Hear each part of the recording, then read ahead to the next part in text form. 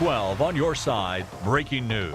Good evening, I'm Richard Rogers. And I'm Meredith Anderson. We do begin with that breaking news tonight. We want to show you live pictures of I-20 westbound at the state line. Hard to see because it's so dark, but you see a wrecker there. Traffic has been at a standstill for hours tonight in this area, but as you can see, it is starting to move once again.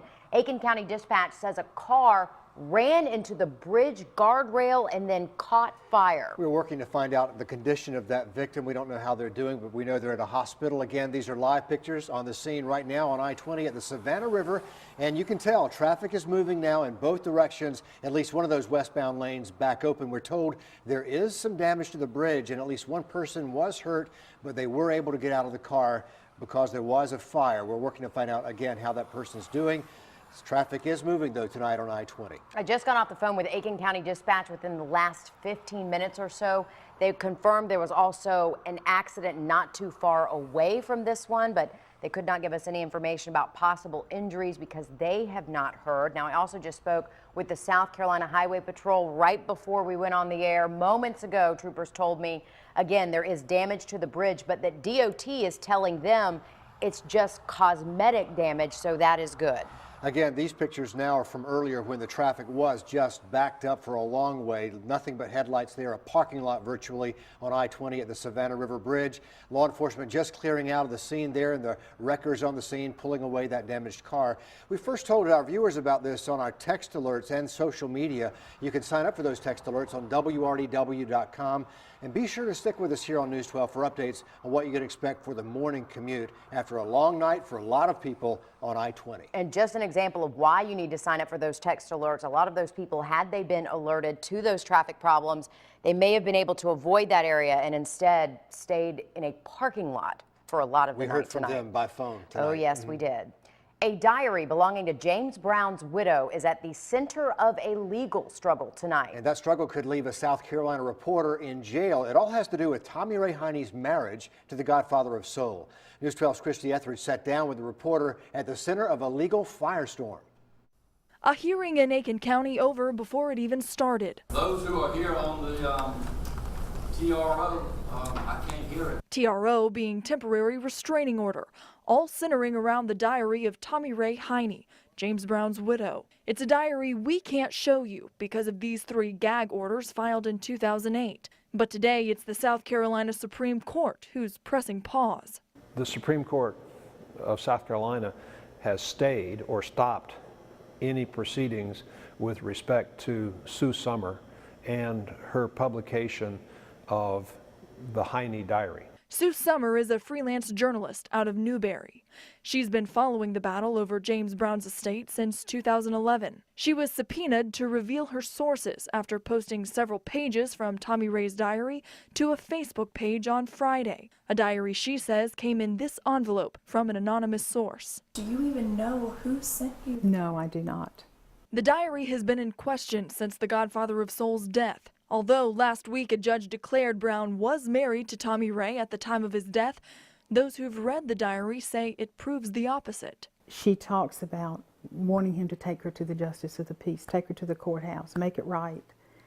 In many ways, it was heartbreaking. Summer would argue the most heartbreaking part of all is how Brown's will is being twisted from the singer's original vision of helping needy children. There is a charity here that could be life-changing for literally thousands. He thought he died with an ironclad estate plan.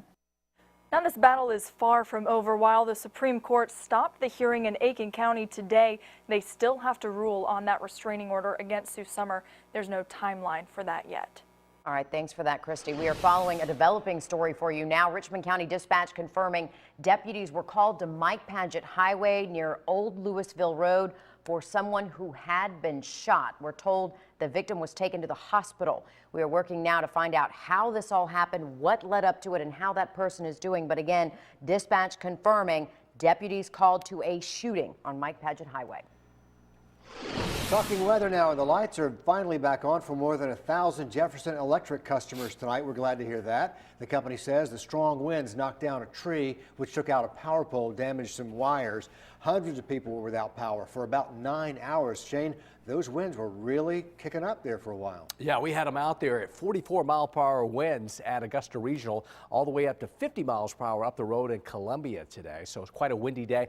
Good news now is the winds have relaxed. They're less than 10 miles per hour. Tomorrow, starting out, your wake-up forecast, 27 at 6 up to around 29 at 7. It's cold out the door in the morning. You're going to need the jacket. Sunny and chilly at 30 at 8 o'clock, but we're going to have lots of sunshine through the day, and temperatures will recover a bit. We'll look at that and check out our next chance for rain. Details on that later on, Richard.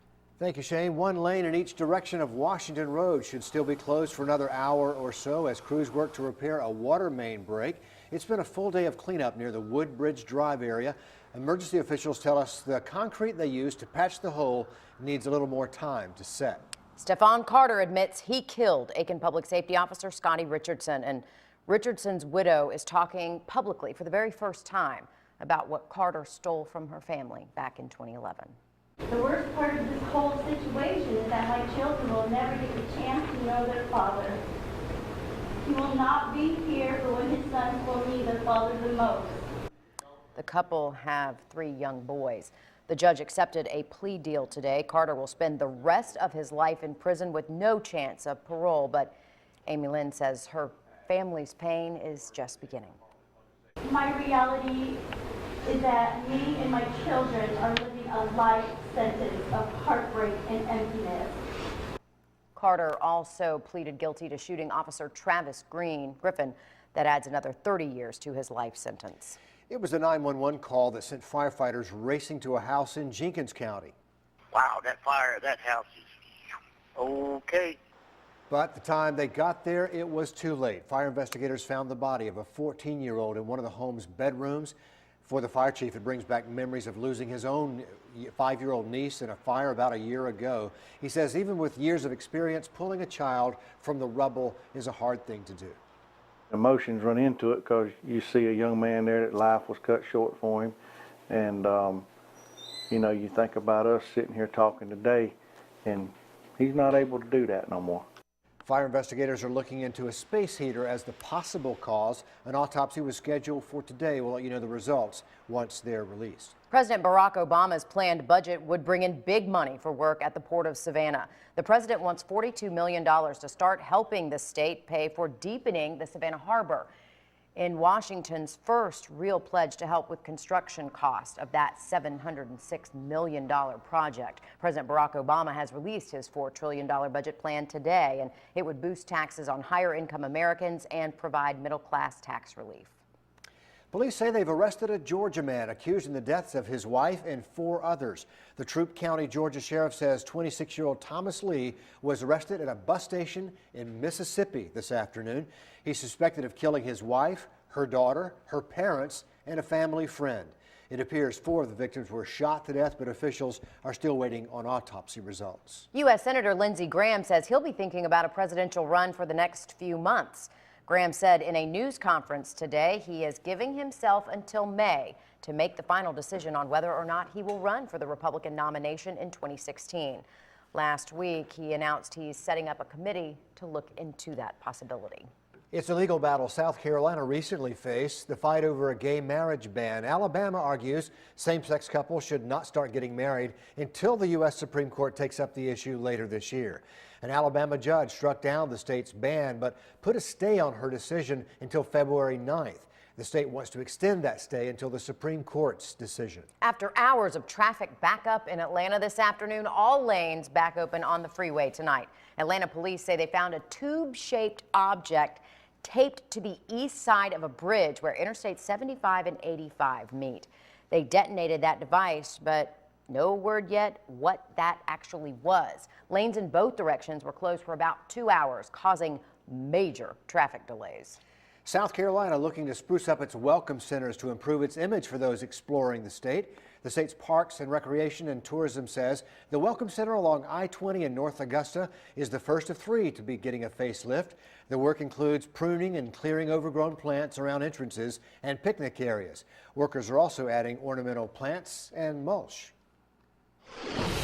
We are on your side tonight with a car recall. Jeep is recalling more than 228,000 SUVs worldwide for some airbag problems.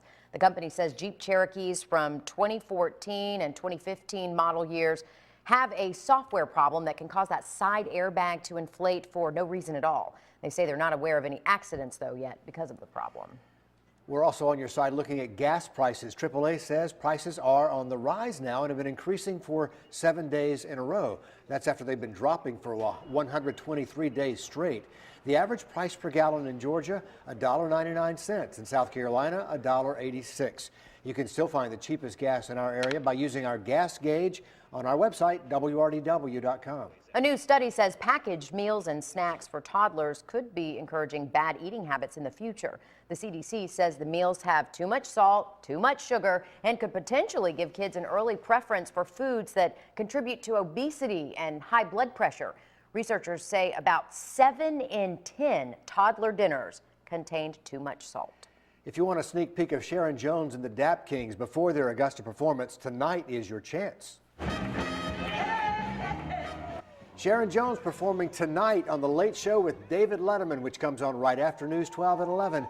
There are still tickets available for her concert at the Bell in Augusta next Saturday night. We've got a link for that on our website. You absolutely don't want to miss it because it is a great time for a great cause. It really is. An eerie similarity. Whitney Houston's daughter found face first in a bathtub almost 3 years after her mom drowned. What the family is saying tonight. A record-setting winter storm hits the Midwest. Now the Northeast is hit hard. We're going to show you what they're dealing with tonight. And our weather headlines: the winds relax overnight, mainly dry pattern for us, and the temperatures remaining below average. On a side note, looks like a groundhog takes vengeance out on a town mayor. We're going to have that later in this newscast.